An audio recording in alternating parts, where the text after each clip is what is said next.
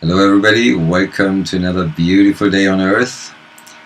And I yesterday got a download to share another bit about protection. And what happened is I decided to cut my hand with a machete. I needed to go to the hospital. And in the moment I cut myself, I remembered something. Our ancestors, tribes, they all know that when we are in a state of shock, or if we are intoxicated, if there's an accident, non-beneficial entities tend to attach themselves to us. So they have ways of removing these entities. Now in my book it's a little bit more beneficial to not even have them. So whenever we decide to become intoxicated, or whenever we have an emotional trauma or shock, an accident, like me cutting myself, immediately put a shield around you and ask your spirit guides and spirit helpers to protect you from all non-beneficial energies, entities and information. So I did that immediately, and the second beautiful part of this experience is when one is in pain, it's a very beautiful moment to get into the space of the watcher. And if the pain is not overwhelming, it is actually a very beautiful exercise, because we actually immediately get a distance. The pain is still there, but somewhat we are not so much involved in it. It's not overwhelming. So anyway, I went to the hospital, and here's intuition part 2. Suddenly I realized I do have to put a shield around my doctor.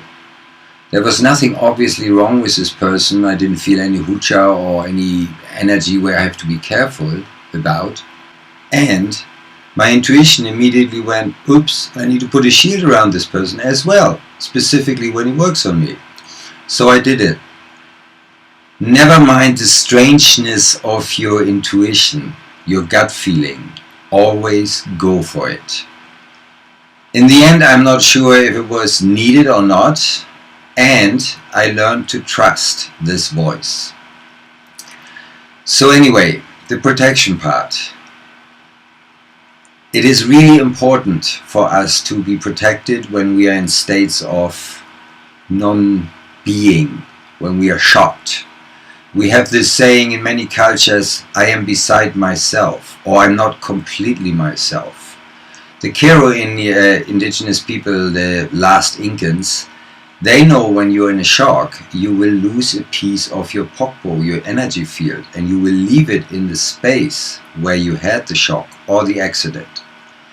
And they have a way to retrieve these missing pieces, so to speak, and put them back into our energy field. Which is a little bit of a different story, because it will happen automatically when we are in a state of shock or when something like this happens to us. The other part again is protecting ourselves from non-beneficials, and that is done by pure intention. Just talk to your spirit guides and spirit helpers, even if you're half screaming. Please protect me from all non-beneficial energies, entities and information, specifically now. And that will give us, I would say in my experience, 100% protection against these influences, these energies.